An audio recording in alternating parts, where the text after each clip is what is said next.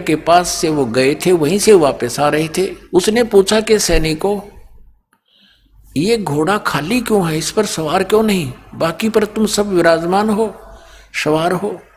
सैनिकों ने बताया कि ऋषि जी, ये मानदाता चक्रवर्ती राजा का घोड़ा है, इस पर कोई बैठ नहीं सकता। और तुम गए कहाँ थे? ऋषि ने पूछा कि हम पूरी पृथ्वी का चक्कर लगा कर आए, और ऐसे ऐसे हमारा उद्देश्य था। तो राजा ने कहा कि क्या किसी ने इस राजा का युद्ध नहीं स्वीकार किया, इतना प्रबल है ये? तो सैनिकों ने कहा कि हमारे राजा के पास 72 करोड़ सेना है ऋषि जी, और है किसी की हिम्मत उसकी जाड़ फोड़ दे हम। अब ऋषि ने सोचा, देख कुबद काल के हाथ में, पहले तो इनको एटम बम बनाता सिद्धियों से, गलत साधना शास्त्र विधि रहित मनमाना तप तपवा के, जैसे विष्णु जी कह रहे थे देवी पुराण में कि मैं पहले तो घोर तप को तपता हूँ और फिर बैटरी चार्ज हो जा सिद्धि आ जा, फिर राक्षसों से लड़ता हूँ, उन नरे राक्षसों को मार डालता है उसके बैड अकाउंट में हैं, और फिर जब ये विष्णु पद से रहित होगा, मरेगा, फिर इसको कुत्ते की योनि में, होय होय, ऐसा धोखा करता है अपने आत्मा। परमात्मा बताते हैं। फिर उधर से काल के हाथ में रिमोट था, उसने उसकी रिमोट से ऋषि के अंदर प्रेरणा भर दी कि इसमें तो अभिमान हो गया राजा में, इसका अभिमान ठीक करना चाहिए। ऋषि खड़ा हुआ और कहने लगा, भाई इस घोड़े को मैं पकड़ लेता हूं और मैं तुम्हारे राजा का युद्ध ओट लेता हूं। सैनिक कहने लगे, रे कंगले कंगाल, तेरे दाने खाने को नहीं, और युद्ध करेगा तो मानदाता चक्रवर्ती राजा के पास अपने फेरले माड़ा बोल वाला बैठ के, मत पंगे में पा दे, जप ले अपनी भक्ति कर, जो सा काम करया करे ऋषि वही कर तू। ऋषि बोला, भाई मन ने तो पकड़ दिया है घोड़ा, और जाओ कह दो तुम्हारे राजा ने। वह तो 4 थेवड़ा बांध दिया घोड़ा उसके वृक्ष के झोपड़ी जिस वृक्ष पर डल रही थी। राजा को आके सुना दिया कि ऐसे ऐसे पूरी पृथ्वी पर तो किसी ने आपका घोड़ा पकड़ा नहीं, एक चुनक नाम के ऋषि ने आपका युद्ध स्वीकार कर लिया। अब राजा को बताया गया मंत्रियों के द्वारा कि जी आज एक व्यक्ति ने हिम्मत करी है, कल दूसरा करेगा, ये राजनीति होती है, ऐसे तो सिर उठाएगी दुनिया, इसको कुचल डालना चाहिए। राजा बोला, जाओ 18 करोड़ सेना एक बार भेज दी तो उसके एक व्यक्ति को मारने के लिए, ताकि और भी डर जाएं, भयभीत हो जाएं कि इतनी सेना आ गई हो, तेरे की तो बड़ा तगड़ा राजा है। उधर से ऋषि ने अपने सारे जीवन में जो डले डोए थे उसकी 4 एटम बम बना दिए वचन से, सिद्धि का बहुत बड़ा एटम बम। ये साइंस वाले तो फेल उनके आगे, अगर किसी में वचन शक्ति हो संत के अंदर तो इन सारे फेल कर दे, वो वैसे वहीं के वहीं पानी बना दे, ऐसी सिद्धियां भी होती हैं। अब ऋषि ने अपनी 4 पुत्री बना ली, 4 एटम बम बना दिए अपनी सिद्धि से, अपनी शक्ति भक्ति जो सारा दिन सारे जीवन में डरे डोए थे। एक पुतली छोड़ दी, 18 करोड़ अक्षौणी सेना का कत्लेआम कर दिया, नाश कर दिया। राजा ने दूसरी टुकड़ी 18 करोड़ की भेज दी, ऋषि ने दूसरी पुतली छोड़ दी। 72 करोड़ सेना चक्रवर्ती राजा की नाश कर दिया। अब इसके बारे में सूक्ष्म वेद में बताते हैं, 72 अक्षौणी खा गया ये चुनक ऋषि सुअर एक, दे धारे जोरा फिर ये सभी काल के बेख। हे भगवान, कबीर साहेब बुद्धि छोड़। परमेश्वर ने आके बताया कि ये 72 अक्षौणी 72 करोड़ सेना खा गया कौन? वो ऋषिवर, ऋषिश्वर, ऋषियों में भी श्रेष्ठों में भी श्रेष्ठ ऋषि के ये लक्षण है यहाँ के नकली ऋषियों के। इनको हम ऋषि कहीं तो राक्षस कहना चाहिए इनको। बता, ऋषि का के मतलब पंगा लेने का, वो अपनी भक्ति करे, राजा अपना काम करे, जाने तो करता रहे। तो ये राक्षस स्वभाव को धारण किए हुए ये ऐसे लोग हैं, और इसलिए गीता ज्ञानदाता कहता है मेरी साधना भी उत्तम नहीं अनुत्तम है, इसे कुकर्म करेंगे फिर ये बाद में इसको करके ने। अब क्या बताया भगवान ने, कबीर साहब ने, कि 72 अक्षौणी खा गया, कत्लेआम कर दिया, सन खा ली वो, और चुनक ऋषि ईश्वर एक, ये दे धारे मौत फिरे, जोरा माने मौत तुम न ऋषि को, ये तो चलते फिरते जल्लाद हैं, जल्लाद। थोड़ा सा इन्हें छेड़ दे जब तेरा जो नाश होगा पहले। संतों की ये काम हुआ करें। कबीर परमात्मा आए थे, भगवान पत्थर मारे, डले मारे, तेल के उबलते हुए सरसों के कढ़ाई में डाल दिया, टुकड़े टुकड़े कर दिए, फिर भी खड़े पाए मालिक, और किसी को बद्दुआ नहीं दी। ये होते महात्मा, सर्वगुण संपन्न है कबीर परमात्मा। वो पूर्ण विद्वान वही थे, जगत गुरु वही थे, और तत्वज्ञानी तत्वदर्शी संत वही थे, विद्वान वही थे, और भगवान वही है। अब कहते हैं 72 अक्षोणी खा गया वो चुनक ऋषि ईश्वर एक, ये दे धारे मौत फिर है। ये जोरा, जोरा माने मौत है, ये ऋषि दे धारे मौत फिर है। ये सभी काल के भेख ब्रह्म तक की साधना की, इसे भेख माने टोल के टोल, झुंड के झुंड, ऐसे ऐसे। तो और फिर क्या होगा इसके साथ? ये ऋषि इसने ओम नाम का जाप किया और हठ योग किया। अब हठ योग से तप, सिद्धियां प्राप्ति, ओम नाम से ब्रह्म लोक प्राप्ति। ये ब्रह्म लोक में जाएगा, वहां देवता बन जाएगा। उसके बाद फिर ये पुनक्षीण होने के बाद फिर पृथ्वी पर आएगा, राजा बनेगा। राजा बनकर के तो शिकारी बनकर शिकार मारेगा, दुनिया जीव हिंसा करेगा, राजा एक दूसरे के साथ लड़के करेगा, यानी फिर कर्म फोड़ेगा। फिर इसको कहाँ भेजेंगे? नरक में ठोकेंगे, नरक भोगकर फिर पृथ्वी पर आएगा, फिर ये कुत्ता बनेगा ये चुनक ऋषि। और इसके सिर में कीड़े पड़ेंगे, जख्म, और जितने ये जीव हिंसा करे थे बाणदाता चक्रवर्ती राजा के, वो कीड़े उसको चुन चुन कर खाएंगे। तो इसलिए गीता ज्ञानदाता 7वें अध्याय के 18वें श्लोक में कहता है कि ज्ञानी आत्मा है तो उद्धार। ये चले थे तो परमात्मा प्राप्ति के लिए, लेकिन इनको तत्वदर्शी संत ना मिलने से ये अपने आप निष्कर्ष निकाल कर एक दूसरे से सुन सुना कर और ये समर्पित हो गए मेरे पे। ब्रह्म कहता है काल, और मेरे वाली अनुत्तम गति में सचित रहे, यानी मेरे से जो इस ओम से, मेरी क्रियाओं से, ओम नाम के जाप से जो लाभ मिलना था वही तक गति हुई इनकी। और वो अनुत्तम गति है, अनुत्तम घटिया। अब इस तो बुंडी के घटिया होगी, सारे जीवन डले डोए, और फिर एटम बम बन गया, बबूल का पेड़। आम के स्थान पर संत तो आम के पेड़ होने चाहिए, डले मानो उसको भी फल दे। और ये बबूल बड़ा हाथ ला दे तो गट जा, उस पर दिक्कत ये की तरह। इनको ऋषि कहा करते थे हम, परमात्मा ने आंख खोल दी हमारी। तो इसलिए कहा कि है तो अच्छी आत्मा, लेकिन मेरे वाली अनुत्तम घटिया गति में स्थित रहे। क्यों? क्योंकि इनको तत्वदर्शी संत ना मिला। इसलिए 18वें अध्याय के 62वें श्लोक में कहा है कि अर्जुन तू सर्वभाव से उस परमेश्वर की शरण में जा, उसकी कृपा से तू परम शांति और सनातन परम धाम को प्राप्त होगा। तो पुण्यात्माओं, परमात्मा ने 600 वर्ष पहले कहा था, 3 देव की जो करते भक्ति उनकी कदे ना होवे मुक्ति। और आज इन सब सदग्रंथों ने समर्थन किया, Kabir is God, Kabir is God. बोलो सतगुरुदेव। परम पिता परमात्मा पूर्ण ब्रह्म, सारी सृष्टि के रचनहार, पूर्ण परमात्मा सर्व सृष्टि रचनहार, ये कबीर साहब जी हैं, कबीर परमेश्वर जी हैं। ये हम सभी आत्माओं के पिता हैं। पूरी सृष्टि असंख्य ब्रह्मांडों के रचनहार हैं। पुण्यात्माओं, हम यहाँ काल के जाल में फंस चुके हैं। 21 ब्रह्मांड इस काल भगवान का शासन है, इसकी प्रभुता है 21 ब्रह्मांड में। एक ब्रह्मांड के अंदर 14 लोक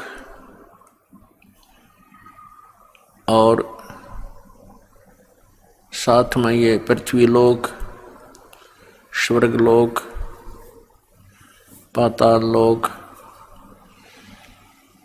और 88,000 खेड़े, ब्रह्मा विष्णु महेश 88,000 ऋषि, 33 करोड़ देवता, 18 भार बनमाला, 96 करोड़ मेघमाला, 49 कोट पृथ्वी, ये एक ब्रह्मांड के अंदर सामग्री होती है। ऐसे ऐसे इस काल भगवान के 21 ब्रह्मांड हैं। इन 21 ब्रह्मांडों का भी फिर एक ही ग्रुप है। जैसे भारतवर्ष के अंदर प्रांत भिन्न भिन्न हैं और उनका मेन कंट्रोलर प्रधानमंत्री व राष्ट्रपति जी है, इन सभी प्रांतों को मिलाकर भी एक ही देश कहलाता है। ऐसे ही जानो इस काल के 21 प्रांत हैं। ओवरऑल ये कंट्रोलर है। इसको सरपुरुष भी कहते हैं। हम इस काल के लोक में अपनी गलती से आ गए। हम सतलोक में रहा करते थे, जहाँ पर जरा और मरण नहीं है। जरा मीन वृद्धावस्था, बुढ़ापा, और मरण मृत्यु नहीं है। वहाँ पर किसी भी वस्तु का अभाव नहीं है। वहाँ कोई भी कार्य आपको नहीं करना पड़ता है। आपका शरीर ये 5 तत्वों से बना हुआ पुतला नहीं होता, एक तत्व से बना हुआ आपका शरीर होता है, जिसमें नाड़ी तंत्र नहीं होता है, जिसके कारण ना बीपी हाई होता ना लो होता। वहाँ किसी भी पदार्थ का अभाव नहीं है। जो यहाँ की 4 मुक्तियाँ हैं, ये तो क्षणिक हैं, इनका तो अंत होता है।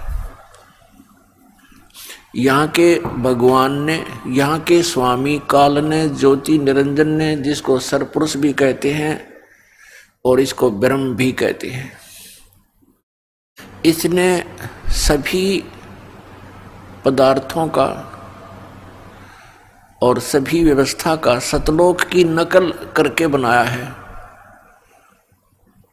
उसका प्रतिबिंब डाल रहा है।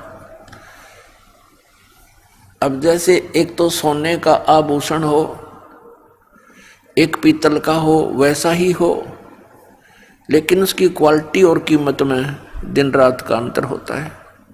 ऐसा ही समझो, वहाँ पर भी हम सभी का ऐसा ही शरीर है, मनुष्य सदृश शरीर है, और ऐसी ही आपकी सृष्टि होगी, आपका परिवार होगा, और वो ऐसा परिवार होगा जिसमें ना कोई रोग होगा, ना मृत्यु होगी, कोई अभाव नहीं होगा। यहाँ जो बुरा हाल हुआ पड़ा है, ऐसा वहाँ कुछ नहीं है। तो पुण्यात्माओं, जैसे किसी व्यक्ति को यहाँ बरवाला में प्लाट मिला हुआ है, मकान बना रखा है, और उसको कोई कहे कि चलिए आप चंडीगढ़ के अंदर, और आपको वहाँ बढ़िया मकान दिलाते हैं और वहाँ रहिए, तो जिस व्यक्ति को वो तुलना का पता होगा कि वो बहुत अच्छा शहर है, बरवाला की तुलना में वहाँ सब सुविधाएं अधिक हैं, तो शायद ही कोई ऐसा होगा जो वहाँ ना जाने की इच्छा करे, और वहाँ व्यवसाय यहाँ से अच्छा होगा, बहुत अच्छा होगा, कोई 1000 गुना होगा, तो तुरंत त्याग देगा बरवाला को। तो जब तक आप जी का ये विश्वास नहीं होता कि सतलोक के अंदर ऐसा सुख है, तो आपकी इच्छा बन ही नहीं सकती। तो ये कहाँ से विश्वास हो, उसका कुछ आधार तो बनाना ही पड़ेगा आपने, कि हम इस आधार से तो मान सकते हैं कि वहाँ ये व्यवस्था है।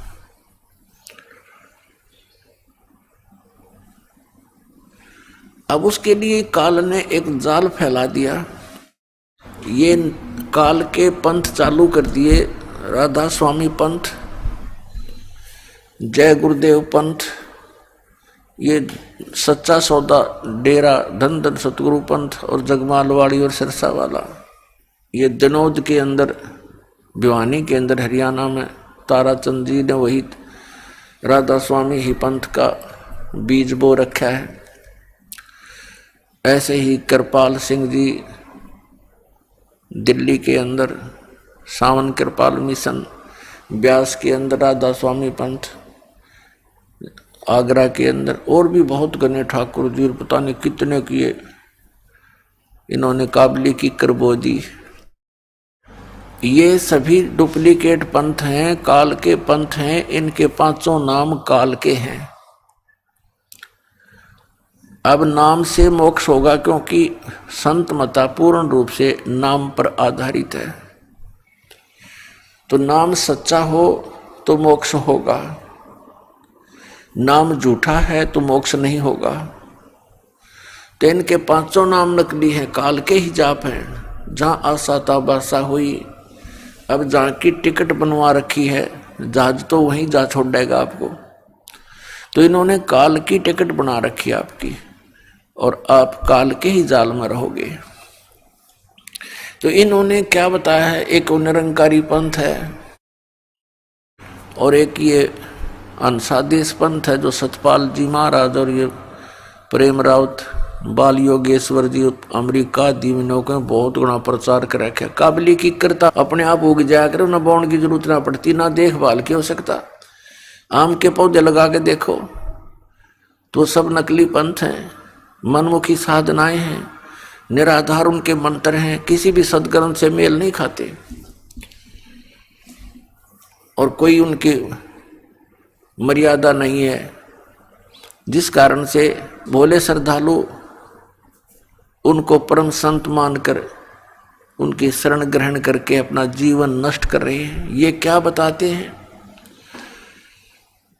कि सतलोक के अंदर परमात्मा नहीं है, केवल प्रकाश ही प्रकाश है। और वहां मुक्त आत्माएं जो यहां से मोक्ष प्राप्त करके जाती हैं, वो सतलोक के अंदर ऐसे समा जाती हैं सतपुरुष में, जैसे बूंद समुद्र में। वो एक भाव हो जाता है, एक रस हो जाती है। बताओ। और इस आधार से भी करोड़ों प्राणी उनके पीछे लगे हुए हैं। उन्हें ये नहीं सोचा कि ये क्या कह रहे हैं, और निराधार व्याख्या बना रखी है। तो इसके लिए हमने ये कौन सी सच्ची है, उन सभी संतों की बातें सत्य हैं या ये दास बताने जा रहा है आपको वो सत्य है, इसका निर्णय कैसे होगा? इसका निर्णय होगा अपने सदग्रंथों से और उन महापुरुषों से जिन्होंने परमात्मा को प्राप्त किया, सचखंड को देखा और फिर वापस आए। जो व्यक्ति वहां जाकर के वापस आया है, तो वो जो बताएगा वह सच्ची होगी, वह सत्य होगा। अब एक तो स्वयं परमात्मा ने आके ज्ञान दिया, परमेश्वर कबीर जी ने। अब परमेश्वर कबीर जी ने जो ज्ञान दिया, प्रथम तो वही फाइनल है। अपने द्वारा रची हुई सृष्टि को परमात्मा ही ठीक ठीक बता सकता है। उन्होंने आकर के स्वयं ये ज्ञान दिया। उसके बाद उस परमेश्वर ने हमारे लिए, परमात्मा ने कृपा की, हमें कृतार्थ किया। उन महापुरुषों को सचखंड दिखाया, सतलोक, और फिर वापस छोड़ दिया, ताकि वो गवाह बने कि सतलोक के अंदर सचमुच ये व्यवस्था है। अपने आत्माओं, परमात्मा ने एक और दया करी अपने पे। अपनी अमृतवाणी में उन्होंने सब कुछ लिख दिया, लेकिन वो अमृतवाणी इतनी लंबी चौड़ी बना दी, इस तत्व ज्ञान को उसके अंदर छुपा दिया। और साथ में उन महापुरुषों से भी कह दिया गया था कि अभी इस यथार्थ ज्ञान को केवल तुम इन श्लोकों के माध्यम से ही बताना, गद्य भाग से मत बोलना।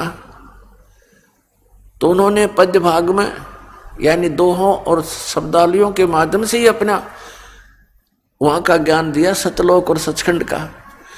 उन्होंने गद्य भाग में नहीं बोला और वो लिपिबद्ध किया गया। उस पद्य भाग को समझना जन साधारण के बस की बात नहीं। या तो परमात्मा ही बता सकें या वो संत ही बता सकते हैं जिन्होंने वो वाणी बोली, या फिर उनका कृपा पात्र जिसको परमात्मा सद्बुद्धि देते हैं, वो फिर उन गूढ़ रहस्यों को परमात्मा की प्यारी आत्माओं के समक्ष सरलार्थ करता है। तो परमात्मा परमेश्वर कबीर जी ने हमारे ऊपर एक विशेष रजा बख्शी कि उस तत्व ज्ञान को इस समय तक ऐसे तरीके से लाए कि इन काल के दूतों को समझ में नहीं आई। ये राधा स्वामी पंथ तथा सच्चा सौदा पंथ ये एक ही कुएं का जल है। आगरा से श्री शिवदयाल जी से इस पंथ का ये प्रारंभ मानते हैं राधा स्वामी का। आगरा से ही एक जयमल सिंह जी नाम के पुण्यात्मा श्री शिवदयाल जी से दीक्षित हुए। फिर उन्होंने श्री शिवदयाल जी के मृत्यु के लगभग 11 वर्ष के उपरांत स्वयं ही व्यास नदी के किनारे पंजाब में एक डेरा स्थापित कर दिया, डेरा बाबा जयमल सिंह ब्यास पंजाब में। उसके उत्तराधिकारी हुए सावन सिंह जी। श्री सावन सिंह जी के शिष्य हुए श्री खेमामल उर्फ बलोचिस्तानी शाह मस्ताना, जिसने सच्चा सौदा सिरसा की स्थापना की।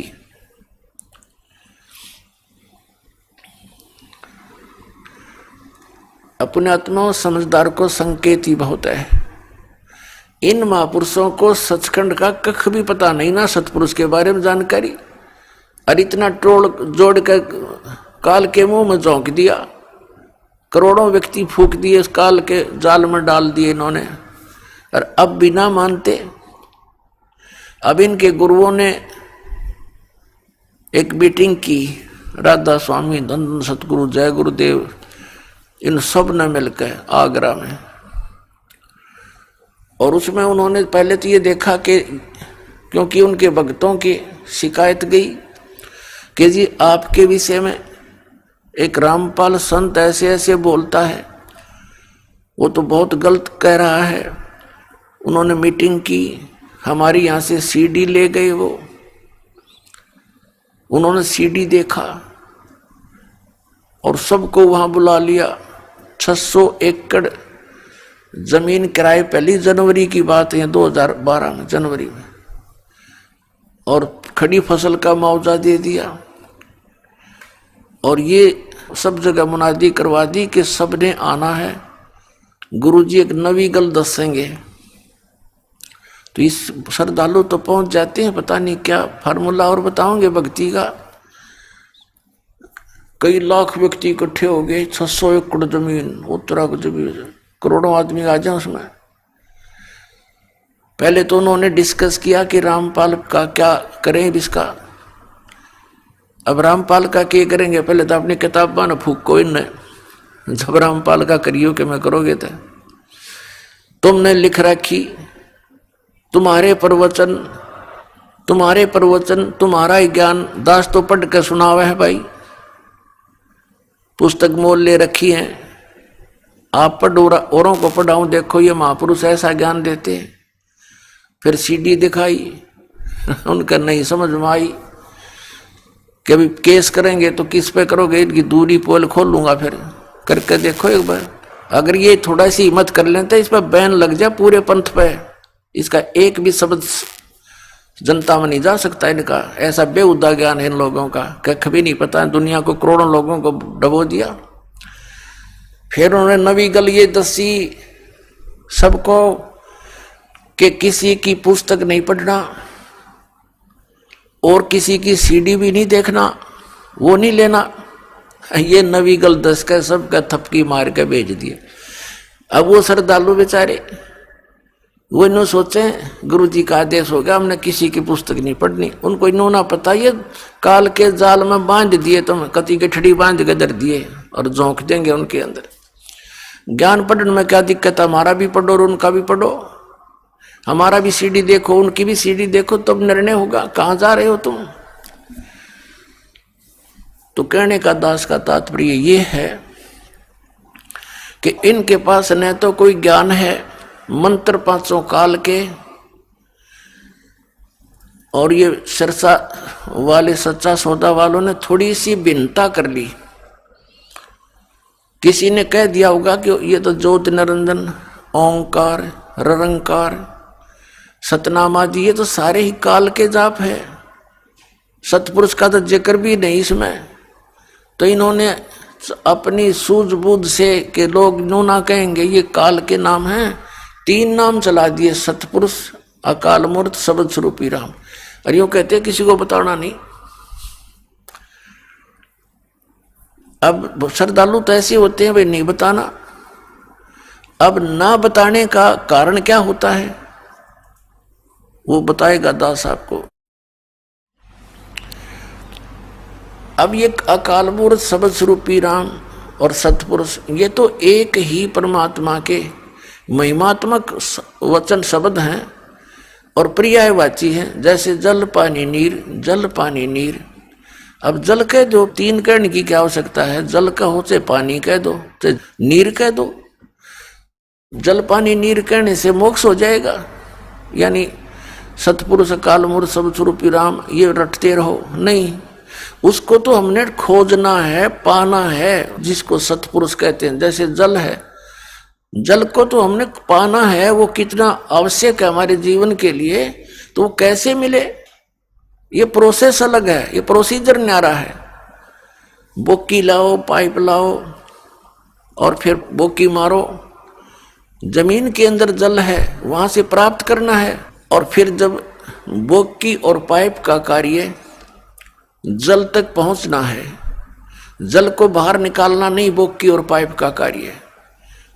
उसके बाद फिर मशीन लगेगी हैंड पंप, वो हैंड पंप की भी फिर प्रैक्टिस करनी है, उसकी सेवा करनी है, उसका अभ्यास करना है। तो जब जल निकलेगा बाहर जिसको हम खोज रहे थे, जल पानी नीर करने से नहीं, वो प्रोसेस अलग है, वो प्रोसीजर न्यारा है, वो इंस्ट्रूमेंट अलग हैं जिनसे वो साधना की जाएगी।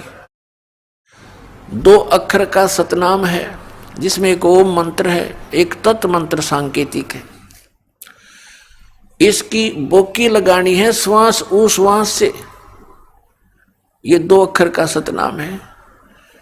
एक संत मत प्रकाश भाग 4 है, श्री सावन सिंह जी द्वारा लिखी हुई, उसके वचनों का संग्रह।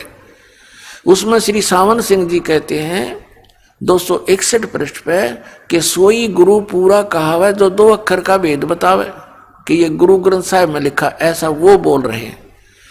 और फिर बताया है कि नानक साहब जी कहते हैं जे तू पढ़िया पंडित बिन 2 अक्षर बिन 2 नावा, प्रणवत नानक एक लंघाए जे कर सत समावा। नानक साहब जी कहते हैं कि हे पंडित, यदि तू 2 अक्षर के उस नाम बिना चाहे सारे ग्रंथों को घोट ले, इसे कोई लाभ नहीं होगा। अगर तूने ये 2 अक्षर नहीं पढ़े, नहीं जाप किया, तो यूजलेस है। फिर कबीर साहब का रेफरेंस दिया है कि कहे कबीर अक्षर 2 भाग, होगा खसम तलेगा राख। अब कबीर साहब कहते हैं 2 अक्षर के मंत्र का तू जाप कर, भाग माने बोल, जाप कर। और यदि इन 2 अक्षर के नाम, यो सतनाम है, ये सतनाम जाप का नहीं है, ये 2 अक्षर का नाम सतनाम है। और होगा खसम तलेगा राख, यानी इस नाम का अधिकारी इस पृथ्वी पर 21 ब्रह्मांड में इस दास के अतिरिक्त कोई नहीं है। 2 अक्षर के नाम को देने वाला, इनको पता ही नहीं, देंगे टट्टू ये। इन सतनाम कहना पता तो क्या है? सतनाम सतलोक है, सचखंड है, सतनाम सथान है, सतनाम सतपुरुष है, सतनाम सतलोक भी सतनाम को कहते हैं, सार शब्द भी सतनाम को, सत शब्द भी सतनाम को। तो ये अधिकारी है ये, इनको कख भी पता नहीं किसी भी अध्यात्म मार्ग का, और इतनी दुनिया को काल के मुंह में झोंक दिया। तो इसका देने का अधिकारी इस वर्तमान में इस दास के अतिरिक्त कोई नहीं था, और पहले इन महापुरुषों को मना कर दिया था जिनको ये सतनाम परमात्मा ने दान किया था। अब 2 अक्षर का ही सतनाम है, इसका अधिकारी से लिया हुआ जाप करोगे तो इसका समय आने पर आपकी रक्षा होगी और सचखंड प्राप्त होगा। लेकिन सार शब्द आदि नाम, जिसको सार नाम कहते हैं, सार नाम अर्थात आदि नाम के बिना फिर भी काम अधूरा। एक सतनाम एक सार नाम। सतनाम में 2 अक्षर है, एक ओम एक गुप्त। कबीर परमेश्वर जी कहते हैं कि सो हम शब्द हम जग में लाए और सार शब्द हमने गुप्त छपाए। अब ये सार शब्द जो है ये समझो हैंडपंप है, ये सार नाम हैंडपंप है। जैसे बोकी मार ली, पानी तक पाइप पहुंच गई, पाइप लोअर कर दी, डाल दी, फिर हैंडपंप लगाना पड़ेगा ऊपर, और फिर उसको ऐसे, उसकी भी वो भी जाप करने का है, वो भी जाप करना पड़ेगा, फिर वो जल पानी नीर प्राप्त होगा, वो सतपुरुष अकाल पुरुष शब्द स्वरूपी राम न्यो प्राप्त होगा। इस 3 मंत्र के जापते हैं, इस अकाल मूर्त शब्द स्वरूपी राम सतपुरुष, इससे नहीं। एक तो 2 अक्षर का सतनाम और तीसरा वो आदि नाम सार नाम। तो श्वास के जाप करना पड़ेगा इस सतनाम का। एक ओम मंत्र है, गुप्त है, और फिर उसके बाद ये दास आपको सार नाम देगा जब आपकी पाइप जल तक पहुंच जाएगी, तब ये सार नाम काम करेगा, अन्यथा करे नहीं। और कबीर सागर में स्पष्ट किया है कि परम संत जो होगा वो 3 बार में दीक्षा पूरी करेगा, 3 बार में दीक्षा देगा। आज तक जितने भी कबीर पंथी हैं या जितने भी ये अन्य पंथ हैं, राधा स्वामी धन सतगुरु पंथ, ये सब एक ही बार में, इनके पास तो है वो एक आज्ञा पाठ से नीम तले, ये अकाल मूर्त शब्द स्वरूपी राम सतपुरुष, बस दे दिया जाओ। एक यो निरंकार ज्योति निरंजन ओंकार, ये तीनों 4 काल के नाम, और बात करें सतलोक जान की, इन्होंने स्वयं ही अपने पैर पर कुआड़ा मार लिया। कबीर परमेश्वर जी का एक शब्द है, करने नो दीदार महल में प्यारा है, वो शिवदाल जी का समझ में आया ना, उसमें से इसने 5 नाम इसमत निकाल लिए ये, लेकिन वो ओरिजिनल नाम भी इसी मंत्र इसी शब्द के अंदर है।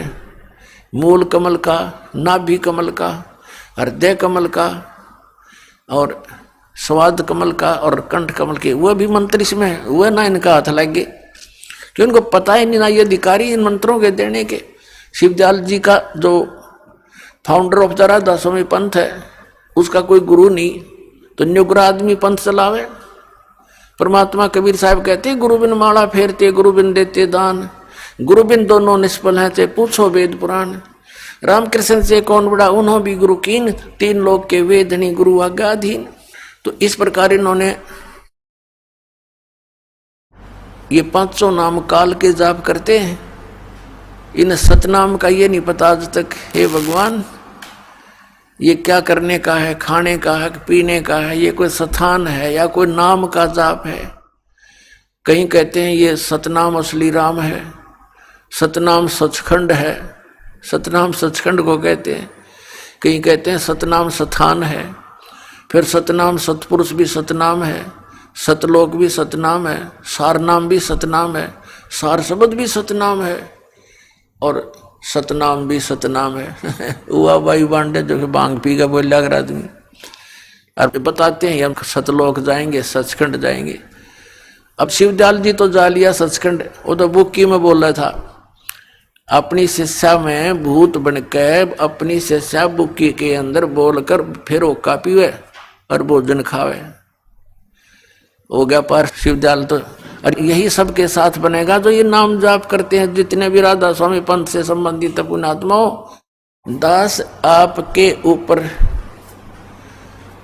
एक रहम कर रहा है, भले ही आज बुरा लगूं आपको, एक दिन आप रोया करोगे, गुण गाया करोगे इस दास का। दास को मालूम है कि मैं कितना खतरा मोल ले रहा हूं इन नकलियों को छेड़छाड़ के, लेकिन ये मेरा कर्तव्य बन गया, मुझे ज्ञान हो गया कि अपनी जान पर खेल कर भी इनसे काल के दूतों से छुटवाऊंगा परमात्मा की आत्माओं को। और परमात्मा स्वयं भी इसी उद्देश्य से आए थे कि मेरे बच्चों को मेरी जानकारी हो। ये यहाँ कितना कष्ट उठा रहे हैं, कोई गधा बना है, कोई कुत्ता बना है, कोई सूअर बनकर गंदगी खा रहा है, और ये समझ नहीं पा रहे हैं कि हमारा भगवान कौन है। दास का उद्देश्य यही है कि किसी ना किसी तरह ये पुण्यात्मा एक बार पुनः देख लें सदग्रंथों को, जो दास दिखाना चाहता है। आज बुद्धिमान समाज है, लेकिन श्रद्धालु इतना है ये भगवान के चाहने वाली आत्माएं कि जो गुरु जी ने कह दिया उसकी अवहेलना नहीं करनी, लेकिन असली गुरु की बात की अवहेलना नहीं करनी। ये तो नकली है सारे, इन कख भी पता नहीं है क्या के गुरु हैं, ना तो ये हिंदुओं के गुरु असली, सारे नकली। इन आज तक नो नहीं पता वेदों और पुराणों में लिखा क्या है। निराकार निराकार पर घाटा जोड़ रखा है, इतने दिन हो गए। परमात्मा वेदों में लिखा है वो साकार है, मनो सदृश है, वहां से गति करके शरीर आता है, यहाँ कर अच्छी आत्माओं को मिलता है। पुराणों में आज तक नहीं समझ पाई है ब्रह्मा विष्णु महेश के माता पिता कौन है, ये गुरु है, ये नकली डुबो दिया सारा मानो। तो पुण्यात्माओं अब जागो, ध्यान से इस दास के वचनों पर कुछ अमल करो, देखो अपने सदग्रंथों को और संभलो और चलो सतलोक में जहाँ कोई कष्ट नहीं। अब जो प्रसंग चल रहा है, 2 अक्षर के नाम से मोक्ष होगा, वो इनके पास नहीं, तो ये पूरे गुरु कहाँ से होगे? कुछ तो सोचो। इनकी अपनी कलम से लिखे हुए पर तो देख लो ये कितना ज्ञान रखते थे।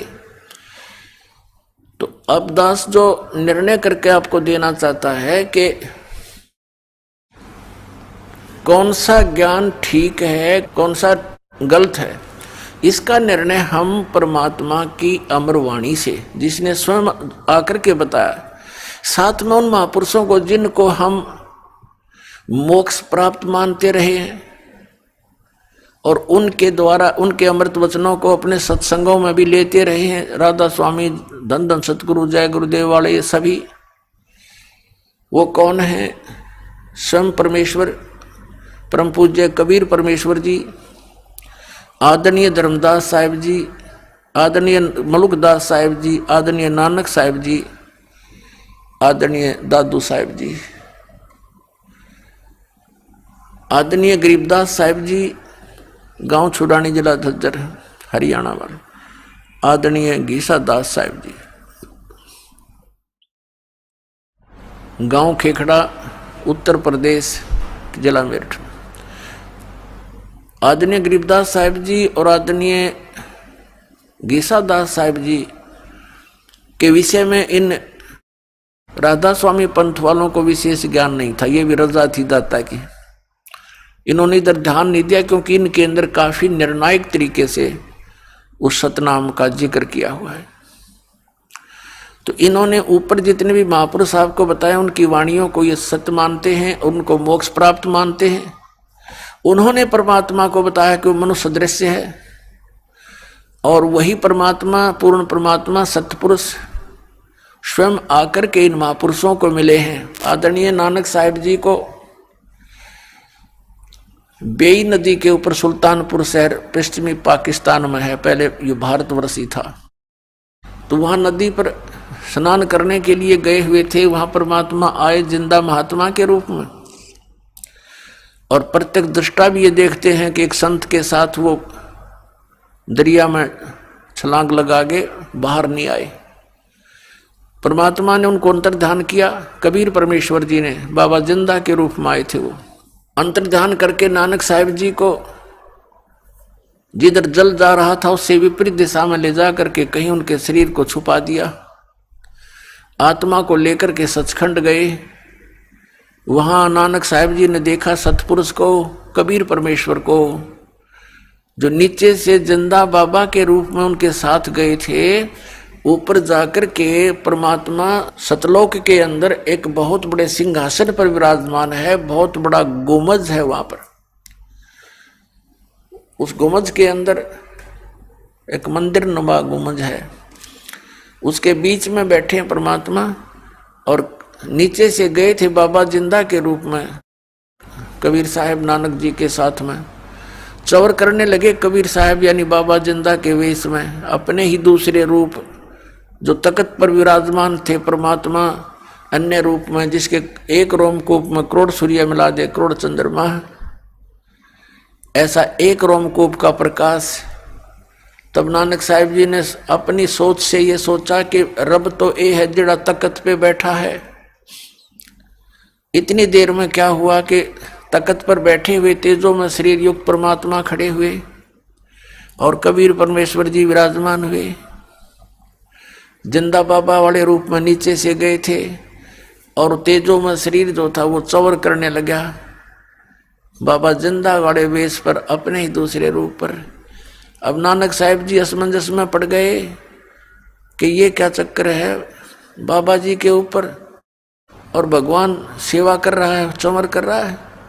इतने में क्या देखा, वो तेजों में जो शरीर था वो बाबा जिंदा वाले वेश में समा गया और अकेले बाबा जिंदा रूप में कबीर भगवान असंख्य ब्रह्मांड के कंट्रोलर के सिंहासन पर विराजमान रह गए। चंवर अपने आप हो रहा था, अपने आप हवा में मालिक की दया से। तब नानक साहिब जी ने देखा को आए गुरु वो हो, ये है भगवान, ये तो स्वयं ही। तब मालिक ने कहा था कि प्यारी आत्मा, ये सारा संसार काल के जाल में फंसा हुआ है। श्री नानक साहिब जी भी पहले विष्णु जी के उपासक थे, गीता जी का पाठ किया करते थे, राम और श्री कृष्ण का जाप करते थे। ब्रजलाल पांडे से ये गीता पढ़ा करते थे। परमात्मा ने इनको वहाँ गीता के विषय में बताया कि गीता श्री कृष्ण जी ने नहीं बोला, वो तो काल ने बोला, और वो अपने से अन्य परमात्मा के विषय में कह रहा है, वो परमात्मा मैं हूँ। वहाँ जाने के बाद तो नानक साहिब जी को सारी बात समझ में आ गई। सारी कहानी सृष्टि रचना सुनाई। 3 दिन तक रखा कबीर भगवान ने उस महात्मा को, नानक साहिब जी को। तीसरे दिन उनको शरीर में वापस छोड़ दिया और साथ में ये भी कहा था कि ये सतनाम से मोक्ष होगा तेरा। कोई भी प्राणी है सतनाम के बिना उसकी मुक्ति नहीं। कोटि नाम जहान में उनसे मुक्ति ना हो, और सार नाम मुक्ति का दाता हुआ को जाने ना कोई। तो नानक साहब जी से कहा था कि मैं काशी शहर के अंदर बनारस में वहां एक धानक रूप में रह रहा हूं, जुलाहे रूप में। आप वहां आना पृथ्वी पर, वहां तुझे सतनाम दूंगा। अब नानक साहिब जी को और सारी बात समझ में आ गई कति 100%, क्योंकि ब्रह्मा विष्णु महेश से मिलवाया उनको। ब्रह्मा विष्णु महेश से पूछा कि आपकी आयु कितनी है, उन्होंने बताई हमारी इतनी आयु है। उसके बाद हमारी मृत्यु होगी, कहाँ जाओगे, पता नहीं कहाँ जाएंगे। उसके बाद नानक साहिब जी गदगद हो गए, कि सचमुच हम तो डरे ढोरे थे। उनको फिर वापस छोड़ा, तीसरे दिन वापस आए। नौकरी करते थे एक नवाब के यहाँ, नौकरी त्याग दी और ऐसा ही वेशभूषा बना करके जिस रूप में परमात्मा मिले थे जिंदा महात्मा के रूप में, ऐसा ही चोला पैर के ऊपर, शरीर के ऊपर कपड़ा, और चल पड़े बनारस की तरफ। प्रथम उदासी माने संसार से विमुख होकर के, उदास होकर के परमात्मा की खोज और प्रचार के लिए वो चले। प्रथम उदासी उनकी बनारस की है। अब रास्ते में वो पूछते चले गए कि ये ज्ञान कहीं और भी किसी को है क्या नहीं। जो भी कोई साधु संत डेरा मिलता वहां जाकर के प्रश्न करते थे कि ब्रह्मा विष्णु महेश के माता पिता कौन है। सभी कह देते थे ये तो अजरो अमर हैं, इनके कोई माता पिता नहीं है। नानक साहब जी आगे तुर जाते थे, आगे चल पड़ते कि नहीं इनके खक नहीं पता इनको। ऐसे चलते चलते कहाँ पहुंचे, रामानंद जी के पास, ब्राह्मण के पास, के उससे बात करूं, उससे भी चर्चा करूं। रामानंद बहुत पहुंचे हुए महापुरुष माने जाते थे बनारस के अंदर, काशी के अंदर, और वो भी कबीर परमेश्वर ने उनको भी सेट कर रखा था, पहले ही उनके साथ वार्ता हुई थी। वो भी श्री कृष्ण राम के पुजारी थे और शंकर भगवान के पुजारी थे, और विष्णु से ऊपर किसी को नहीं मानते थे। उनको भी सचखंड ले जाकर वापस छोड़ा था। कबीर साहब कहते हैं जो देखेगा मेरे धाम को सो जानेगा मुझ, गरीबदास तो से को सुन गायत्री गुज, कि मुझे जो सतलोक में देख लेगा वो तो मना मान लेगा यम गॉड, अन्यथा कोई नहीं माने, क्योंकि जुलाए रूप में भगवान बैठा कौन माने। हम तो उन्हें तो भगवान मान लिया जिनके हाथ में त्रिशूल हो, सुदर्शन चक्कर हो या गदा ले रखी हो, क्यों डरते माना उन्हें तो। अब बिना ज्ञान के ऐसी हमारी स्थिति थी। तो जब नानक साहब जी ने जाकर के रामानंद जी को छेड़ा, ज्ञान चर्चा के लिए कहा कि बताओ ब्रह्मा विष्णु महेश के माता पिता कौन है, तब श्री रामानंद जी ने कहा कि महात्मा जी इसी ब्रह्म में फिरूं था जिस ब्रह्म आप फिर रहे हो। मुझे मालूम नहीं था इस बारे में, लेकिन अब मुझे ज्ञान हो गया कि इनके माता पिता हैं। इनकी सही जानकारी अगर आपको चाहिए तो मेरे गुरु समझो या मेरे शिष्य समझो, क्योंकि उन्होंने मुझे प्रतिज्ञा दिला रखी है कि आप मुझे अपना शिष्य बनाए रखो, अन्यथा वो सारी सृष्टि के गुरु हैं, जगत गुरु हैं। और कबीर नाम के वो जुल्हा धानक वर्ण के अंदर आए हुए हैं, वो स्वयं परमात्मा है। अब नानक साहब जी ने कहा कि मुझे एक बार उनके दर्शन कराओ, मैं बात करूंगा उनसे। रामानंद जी ने अपना एक सेवक भेज दिया। मालिक को तो पता था वो प्यारी आत्मा आ रही है, रुक नहीं सकते इस ज्ञान से, जख्मी होने के बाद प्राणी घायल हो जाता है। नानक साहब जी पहुंचे जहां पर परमात्मा खड्डी में बैठ के और कपड़ा बुन रहे थे। अब नानक साहब ने जाकर देखा कि ये परमात्मा तो सचमुच वही थे जो बेई नदी पर मिले मुको और सचखंड लेकर गए, सारी सृष्टि के रचनहार ये यहाँ भी आ गए। तब कहा था फाई सूरत मुल्क की वेश, ए ठगवाड़ा ठगी देश, खरा सियाणा बहुता बार, ये धानक रूप रहा करतार। सभी आसपास के जुल्हे आकर इकट्ठे हो गए। एक पंजाब देश का पंजाबी आकर इस नीरू के पुत्र को भगवान बता रहा है। सभी हंस रहे हैं उंगलियां दे देकर मुख में कि इसको क्या पता, ये तो जुल्हा है, इसको भगवान बता रहा है। लेकिन जिसने भगवान को देख रखा वो कैसे माने उन भोली आत्माओं की जिनको पता नहीं, वो लाल की पहचान जोर ही कर सकता है। फिर नानक साहब जी ने कहा है, ये 24 पृष्ठ श्री गुरु ग्रंथ साहिब में महिला पहला की वाणी है कि एक सवान दोई सवानी नाल भौके भलकाई सदा बिहाल, ये कूड़ छुरा मुठा मुर्दार, ये धानक रूप रहा करतार। तेरा एक नाम तारे संसार में एहो आस एहो आधार, ये धानक रूप रहा करतार। नानक साहब जी कह रहे हैं तेरा एक नाम, वो सतनाम तारे संसार, पूरे संसार को पार कर दे, और मैं भी उसी आस में उसी आधार से आपके पास आया हूं। और फाई सूरत मुल्क की वेश, ए ठगवाड़ा ठगी देश, खरा सियाणा बहुता बार, ये धानक रूप रहा करतार।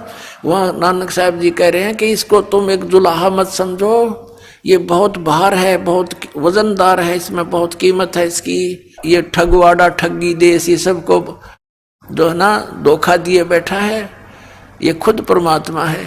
लेकिन कौन माने? एक जौहरी एक इतने से 100 ग्राम 200 ग्राम के कंचे को, और कोई कहे ये 2 करोड़ का है, किसको यकीन हुआ? चौनी बिना देखो ये नए फूक एक तरफ। और जो उसको परख लेता है कि सचमुच ये लाल है, वो कहेगा ला मुझे दे, और लोग छुपा के भाग लेगा, कोई देख ना ले। तो ये वो तो लाल के पारखू बनाए परमात्मा ने पहले उन महापुरुषों को जो भगवान को पहचान सके।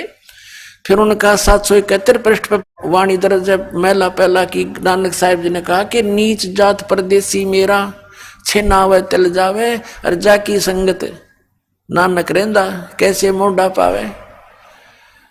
तो पुण्यात्माओं, इन महापुरुषों ने जो स्थिति बताई भगवान को देखकर वो साकार बताई, ऐसे ही वो परमात्मा लीला करता है। इसी प्रकार वो परमात्मा अपनी लीला के आधार से अपने स्वभाव अनुसार सभी महापुरुषों को मिलते हैं। जैसे ऋग्वेद मंडल नंबर 9 और सूक्त नंबर 1 मंत्र 8-9 में, ऋग्वेद मंडल नंबर 9 सूक्त 86 के मंत्र 26 और 27 में, ऋग्वेद मंडल नंबर 9 सूक्त 82 के 1, 2, 3 में, ऋग्वेद मंडल नंबर 9 सूक्त 96 के 16 से 20 में, ऋग्वेद मंडल नंबर 9 सूक्त 20 मंत्र 1 में, और भी अनेकों स्थानों पर ऋग्वेद मंडल नंबर 9 सूक्त 94 के मंत्र 1 में यह स्पष्ट किया है कि वो परमात्मा सतलोक में रहता है, ऊपर तीसरे मुक्ति धाम में, और वहां से गति करके यानी स्वयं चलकर आता है। बहुत स्पीडतें अत्यंत गतिशील पदार्थ के समान चलकर आता है, जैसे विद्युतीय बिजली गिरती है, और वो बिजली किसी धातु विशेष पर ही गिरती है, आम अड़ंगे पर नहीं गिरती। तो ऐसे ही वो परमात्मा उन पुण्यात्माओं को ही पर अट्रैक्ट होता है, आकर्षित होता है, उनको ज्ञान से परिपूर्ण करने के लिए, उपदेश देने के लिए आता है। वो किन किन महापुरुषों से मिले, ये लीला उस परमात्मा की वेदों में वर्णित है। वो ऐसी क्रिया करता है, और जब वो परमात्मा 3 प्रकार से पूरे विश्व को संभाल रहा है, 3 स्थिति में। एक स्थिति में सतलोक में रहते हैं, जिस सतलोक में साकार रूप में मनुष्य दृश्य है, उनके एक रोमकूप में करोड़ सूर्य मिला दे करोड़ चंद्रमा,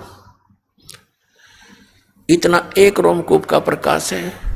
और वहां मुक्त हुए प्राणियों का, मुक्त हुई आत्माओं का शरीर 16 सूर्य जैसा तेजों में है।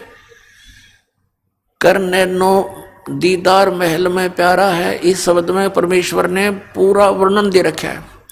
उसमें स्पष्ट बताया कि जो वहां पहुंच गई आत्मा सतलोक में, उसका 16 सूर्य जैसा तेज हो जाता है। अरिय ज्ञानी अनाड़ी के राधा स्वामी धन धन सदगुरु, ये सच्चा सौदा वाले, जय गुरुदेव वाले, कि वहां तो मुक्त आत्मा ऐसे मिल जाती है परमात्मा में, जैसे बूंद समुद्र में, समुद्र की बूंद समुद्र में मिली, उसी का रूप हो गया। ऐसे लतीफेदार बातें बनाकर दुनिया को भ्रमित करें। और उसमें उसी शब्द में लिखा है कि 16 सूर्य जैसा तेज में शरीर होता है जीवात्मा, जो वहां मुक्त होकर चलेगी। और परमात्मा का शरीर का तेज और अत्यधिक है, उसके एक रोमकूप में करोड़ सूर्य मिला दे करोड़ चंद्रमा, इतना तेज है। तो इतनी ही पावर यानी शक्ति का अंतर है। ये कई अज्ञानी कहते हैं कि जीव ही परमात्मा है और कोई परमात्मा है नहीं। बताओ इनकी अकल कहाँ जा रही है? जीव ही भगवान है तो फिर परमात्मा क्यों कहा उसको? आत्मा से श्रेष्ठ है वो, परमात्मा है। तो पुण्यात्माओं, अपनी लीला अनुसार वो 3 स्थिति में अपने पूरे विश्व को संभालता है, धारण पोषण करता है। एक स्थिति में वो आते हैं प्रत्येक युग में, चारों युग में आए परमात्मा। सतयुग में सत्सुकृत नाम से प्रसिद्ध हुए, त्रेता में मुनिंदर नाम से, द्वापर में करुणा में नाम से, और कलयुग में कबीर नाम से। प्रत्येक युग में एक लीला ऐसी करते हैं कि सतलोक से चलकर आते हैं गति करके, बाहर जंगल में सरोवर के अंदर कमल के फूल के ऊपर वन में आकर के वो वहां शिशु रूप धारण कर लेते हैं। जल के ऊपर निवास करने के कारण परमात्मा को नारायण कहा जाता है। वहां से पूर्व परमात्मा के संस्कारी हंस होते हैं, वो निसंतान दंपति उनको उठा ले जाते हैं। और धीरे धीरे वो फिर क्या होता है कि कुछ दिन वो भगवान कुछ भी आहार नहीं करते शिशु रूप में, तो उनके लिए प्रेरणा होती है किसी ना किसी माध्यम से, परमात्मा प्रेरणा करते हैं। कंवारी गाय लाई जाती है, कंवारी गाय, और कंवारी गाय फिर दूध देती है। उस कंवारी गाय के दूध से भगवान की नवजात शिशु रूप में प्रकट परमात्मा की परवरिश की लीला की जाती है। और धीरे धीरे बड़े होते ही 5-4 वर्ष की आयु में ही वो अपने ज्ञान का प्रचार शुरू कर देते हैं, जिस उद्देश्य से वो आते हैं, और एक जन साधारण की तरह क्रिया करके अपना निर्वाह करके दिखाते हैं। एक सिंपल से मकान में रहते हैं, झोंपड़ियों में। अगर आप ये वीडियो YouTube पर देख रहे हैं तो हमारे चैनल को सब्सक्राइब करें और बेल आइकन को दबाना ना भूलें। अगर आप Facebook पर ये वीडियो देख रहे हैं तो हमारे पेज को लाइक करें।